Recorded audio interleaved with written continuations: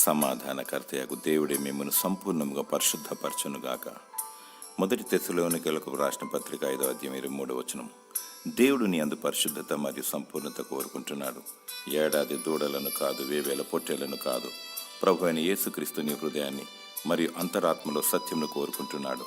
పరిశుద్ధత లేకుండా, హృదయ శుద్ధి లేకుండా దేవుని చూడలేము. మన దేవుడు పరిశుద్ధుడు, మనమును పరిశుద్ధముగా ఉండాలి. లోక స్నేహానికి, చీకటి సహవాసమునకు మరియు అల్లరితో కూడిన ఆటపాటలకు దూరంగా ఉండాలి. అనునిత్యము ప్రభుని యేసుక్రీస్తు దేవుని ఆత్మతో సత్యముతో ఆరాధించాలి. అనేకులు అసంపూర్ణ స్థితిలో ఉన్నారు. లోకంతో స్నేహం చేస్తూ మరియు విశ్వాసులుగా చలామణి అవుతున్నారు. ఎటుకాని స్థితిలో ఉంటున్నారు. దేవుడు నీలో పరిశుద్ధము మరియు సంపూర్ణ స్థితి కోరుకుంటున్నాడు. తద్వారా నీకు తన సమాధానమును దయచేయను, నిత్య రాజ్యమును దయచేయను.